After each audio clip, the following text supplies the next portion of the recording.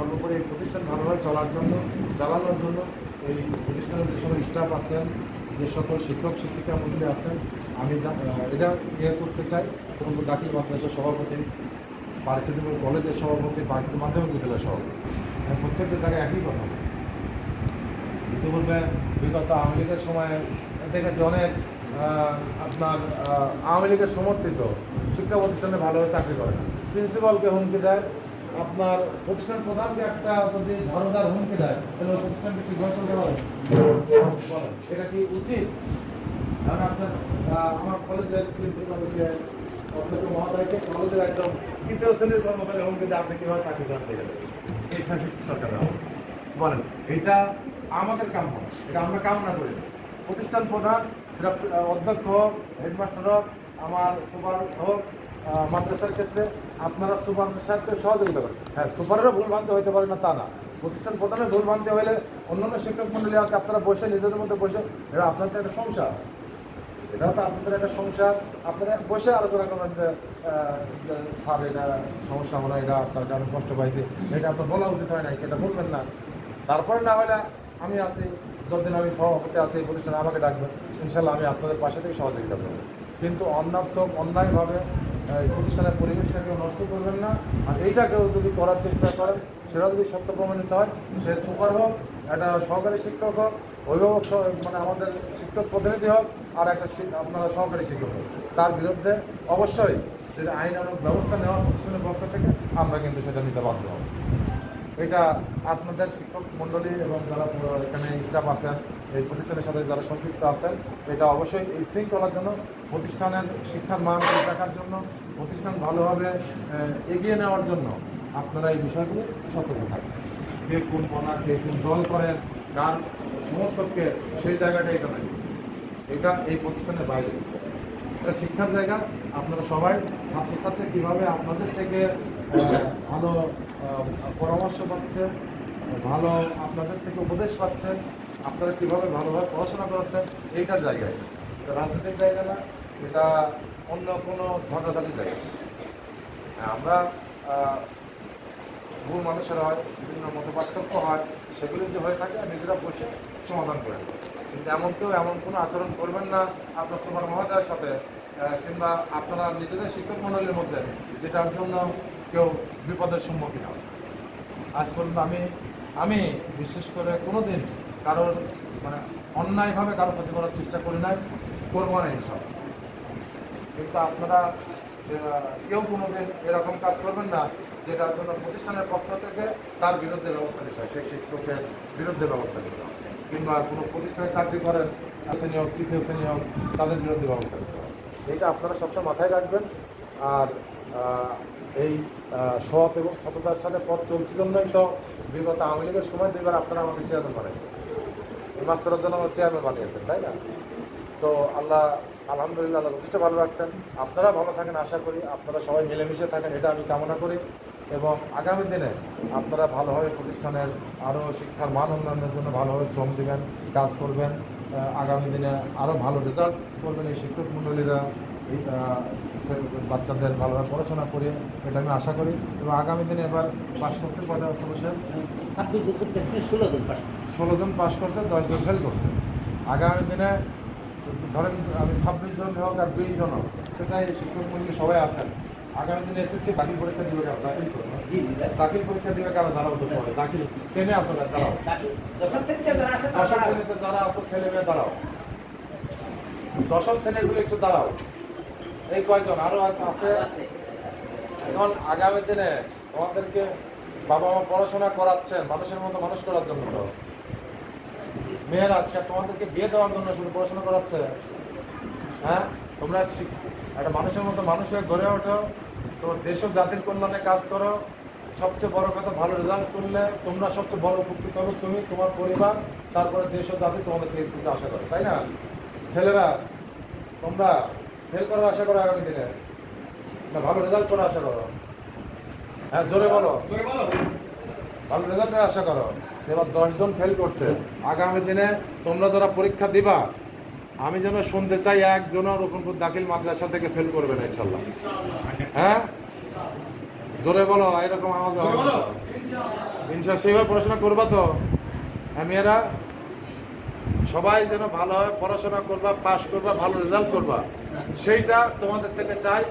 যদি আমি আমি কথা দিয়ে গেলাম রোকনপুর দাখিল মাদ্রাসায় আগামীবার আমাদের দাখিল পরীক্ষায় যদি শতভাগ পাশ করে, যে কজন পরীক্ষার্থী আছে শতভাগ পাশ করলে প্রত্যেককে আমার পক্ষ থেকে ইনশাল্লাহ তোমাদের একটা ছোট হোক বড় হোক একটা গোলাপ ফুল হলে তোমাদের জন্য থাকবে ইনশাল্লাহ। কিন্তু কথা দিতে হবে যে আমরা শতভাগ পাশ করব। এই প্রতিষ্ঠানের সুনাম আমরা আটঘরিয়া উপজেলার মধ্যে সারা দেশের মধ্যে আমরা চলে দেবো ইনশাল্লাহ। ঠিক আছে? তাহলে এসএসসি পরীক্ষা যারা দিবা, দাখিল পরীক্ষা আগামী দিন যারা দিবা, সেইভাবে মনোযোগ দিয়ে পড়াশোনা করবো। মানুষের মতো মানুষও ওই মেয়েদের ডিস্টার্ব করে নাকি ছেলেরা? করো? করে না? তোমাদের ডিস্টার্ব করে ছেলেরা? করে না? ভালো, এই প্রতিষ্ঠান ভালো আছে। মানুষের মতো মানুষও মেয়েরা না, মেয়ের মারা তোমাদের খুঁজে বেড়াবে একটা ভালো জামাই পাওয়ার জন্য। আবার তোমরাও যদি ভালো রেজাল্ট করো, একটা ভালো ছেলে তোমাদের বাবা মার পিছিয়ে ঘুরে বেড়াবে। ঠিক আছে? অতএব সেইভাবে এই পড়াশোনা করে মানুষের মতো মানুষও দেশ ও জাতি গঠনের জন্য কাজ করো। সবাই বসো। তো আগামী দিনে আমি এটা দেখতে চাই শিক্ষক মণ্ডলীরা আপনারাও ভালোভাবে এই ছাত্রছাত্রীদের পরামর্শ দেবেন। আগামী দিনে ইনশাল্লাহ রকমপুর দাখিল মাদ্রাসার রেজাল্ট ভালো হবে এবং সর্বক্ষেত্রে একটা শৃঙ্খলার মধ্যে থেকে আপনারা সুন্দর পরিবেশ বজায় রাখবেন এই প্রতিষ্ঠানে আমি আশা করি। আর শিক্ষক মণ্ডলীরা আপনারা যারা আছেন, আপনারা আগেও বলেছি, আবারও বলছি, যে মতেরই হন না কেন, যে আপনার চিন্তাধারাই পোষণ করেন না কেন নিজেদের মধ্যে, কিন্তু এই প্রতিষ্ঠানের শৃঙ্খলার স্বার্থে এই প্রতিষ্ঠানের শিক্ষার মান ঠিক রাখার জন্য অবশ্যই প্রতিষ্ঠান প্রধানক্রমে প্রতিষ্ঠান প্রধানেরকে সহযোগিতা করবেন। প্রতিষ্ঠান প্রধানের কথা মতো আপনারা আপনাদের কার্যক্রম পরিচালনা করবেন, এটাই স্বাভাবিক। কারণ আমি চেয়ারম্যান, আমার স্টাফ যদি আমার কথা না শোনে সেই প্রতিষ্ঠান ভালো চলতে পারে। অর্থাৎ আপনারা আপনাদের প্রতিষ্ঠানের প্রধান যতদিন সবার মধ্যে আছেন, আজকে উনি থাক, কালকে আরেকজন থাক, তার প্রতিষ্ঠান প্রধানের কথা শুনে আপনাদের পরামর্শ করে এই প্রতিষ্ঠানকে আপনারা আগামী দিনে সুন্দরভাবে এগিয়ে নিয়ে যাবেন ইনশাআল্লাহ। তো যাই হোক, আমিও জরুরি কাজে চলে যেতে হচ্ছে, এই জন্য আগেই কথা বললাম। আর আপনাদের প্রতিষ্ঠানের পক্ষ থেকে আমাদের শিক্ষক প্রতিনিধি বাচ্চু কাকা, আমাদের আরও কয়েকজন শিক্ষক মণ্ডলী সহ সুভাষ সাহেব দিয়েছিলেন যে আপনাদের নিচে একটা বিল্ডিং আছে, ওখানে কিছু কাজকর্ম করতে হবে, জানলা দরজা আছে, এগুলো করতে হবে। সেটা ইনশাল্লাহ আমি এবারই করে দেওয়ার চেষ্টা করছি। তারপরে আমাদের সুপার মহোদয়ের একটা বসার রুম আছে, সেখানে আমরাও এসে বসার পরিবেশ পাই না। সেই সুপার মহোদয়ের আমাদের ওই রুমের যে চেয়ার টেবিলগুলো এবার দেওয়ার চেষ্টা করবেন ইনশাল্লাহ। আরেকটা কি জন্য মাটি ভরাটা জরুরি, মাটি ভরাট বারান্দা সমান পর্যন্ত যে মাটি ভরাট, এই একটা কাজ। আর সবচেয়ে আপনাদের ওই দুটো রুমের ওগুলি একটু জানলা দরজার ব্যবস্থা করবো, প্লাস্টার যেগুলি আছে একবারে না হলে ধারাবাহিক হবে ইনশাল্লাহ। আর আমি চেষ্টা করছি, যেমন আমি নিজে মোটরসাইকেল রেখে আজকে হেঁটে আসলাম, আর গাড়ি রেখে হেঁটে আসতে হলো, এখনো গা ঘামাই আছে। তো আমাদের কুমারগাড়ির পাকা রাস্তার মাথা হতে সলমান স্যারের বাড়ির মধ্যে এই রাস্তাটা এবার দিয়েছি। সেটা অলরেডি অনুমোদনের জন্য কালকে আমার মাসিক মিটিং ছিল, গত পরশুদিন আমার মাসিক মিটিং ছিল। প্রত্যেক মাসে আমার মহিলা মাসিক মিটিং হয় অফিসারদের নিয়ে, চেয়ারম্যান নিয়ে। সেই মাসিক মিটিংয়ে আমি উপস্থাপন করেছি। আবার এই সলমান স্যারের এই মোড় থেকে পাকার মাথা হতে এই রাস্তা এই দুইটা রাস্তায় দিয়ে দিয়েছি। আমি চেষ্টা করছি অনুমোদন হয়ে আসতে এস্টিমেট হবে এই দুইটা রাস্তা দ্রুত সম্ভব যেন করতে পারি। অনেক সমস্যা আছে, চেষ্টা করে এগুলি করতে হবে।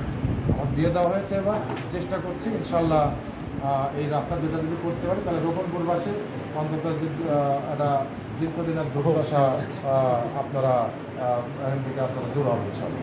তো দোয়া করবেন আপনারা আমার জন্য, আপনাদের জন্য দোয়া রইল। আপনার ছাত্রছাত্রীরা যারা আছে তারা ভালোভাবে পড়াশোনা করবা, শিক্ষক মণ্ডলীর স্টাফ যারা আছেন প্রতিষ্ঠানে তারা সবাই প্রতিষ্ঠান প্রধান সহ আপনারা যে কোনো বিষয় আপনার আলোচনা সাপেক্ষে প্রতিষ্ঠানের জন্য ভালো হয়, প্রতিষ্ঠানের মঙ্গলের জন্য, উত্তরোত্তর ভালো পড়াশোনা মান উন্নয়নের জন্য আপনারা প্রতিষ্ঠান প্রধানকে সাথে নিয়ে কাজ করবেন ইনশাআল্লাহ। ঠিক আছে? আমি এটাই আশা করি, এটাই কামনা করি ভবিষ্যতে আর কখনো কোনোদিন যেন আমি এই প্রতিষ্ঠানের মানে অভ্যন্তরীণ শিক্ষক মণ্ডলীর মধ্যে, বিশেষ করে আমরা সবাই শিক্ষিত মানুষ, আপনারা সবাই ব্যক্তিত্ব সম্পন্ন বিবেকবান মানুষ, আপনারা ভালো পড়াশোনাও করান, ভালো পরিবারের সন্তান সবাই। আমি আশা করি আপনাদের শিক্ষক মণ্ডলীর মধ্যে আমাদের কোনো কোনো রকম যেন মতের পার্থক্য না হয় প্রতিষ্ঠান পরিচালনা করতে। এই জন্য সুপার সাহেব, আপনি ভূমিকা সবচেয়ে বেশি, আপনি প্রতিষ্ঠান প্রধান, আপনি সেইভাবে আপনার স্টাফদের যে কোনো সমস্যা হলে আপনারা সমস্যার সমাধান নিজেদের মাঝে বসে সমাধান করবেন। তা না হলে আপনি আমার সহযোগিতা নিলে চাইলে আমি অবশ্যই আপনাদের পাশে থেকে সার্বিক সহযোগিতার প্রতিশ্রুতি ব্যক্ত করছি। তো সবাইকে এখানে আমাদের কোচরমপুর আমাদের কনক ভাই আছে, আমাদের জেলা যুব দলের, জেলা ছাত্র দলের যুগ্ম সাধারণ সম্পাদক জুবাইর আছেন, আমাদের বিএনপি নেতা সুলেমান কাকা আছে, আমাদের অভিভাবক মাসুম আছে, আমাদের আরও বিলাস আছে নাকি অভিভাবক সদস্য মিলান ভাই আছে, বিলাস ভাই আছে নাকি আমাদের আপনার গ্রামের আমাদের তো সুদীর্ঘ অনেকেই আছে। আপনারা প্রতিষ্ঠানের প্রতি খেয়াল রাখবেন, মানে প্রতিষ্ঠানের নরম দেশে দেখাশোনা দেখভাল করবেন, যে প্রতিষ্ঠানে ভালোভাবে চলে, সেই ক্ষেত্রে আমরা সবাই সহযোগিতা করবো ইনশাআল্লাহ। ঠিক আছে? তো অভিভাবক যারা আসছেন তারা আপনাদের সন্তানদের প্রতি অন্তত একটু দৃষ্টি রাখবেন, দেখভাল করবেন। যে শিক্ষক মণ্ডলীরা এখান থেকে পড়াশোনা করাচ্ছে, বাড়িতে যদি ওরা যদি নিজেদের কাছে নিজেরা না করে কাজ হবে নাকি? শিক্ষক মণ্ডলী সারাদিন বেডে খাওয়াইলেও কাজ হবে। এটা আপনারা মায়েরা একটু এটার দিকে অবশ্যই নজর রাখবেন, খেয়াল রাখবেন। তো সবাইকে ধন্যবাদ। আজকে ভালো লাগছে, অনেক অভিভাবক আসছেন, আপনার অনেক মায়েরা আসছেন। তা আপনারা এটা খেয়াল রাখবেন। আমার পক্ষ থেকে আপনাদের জন্য, আপনার পরিবারের জন্য শুভকামনা রইল। আবার দেখা হবে ইনশাআল্লাহ। আসসালামু আলাইকুম।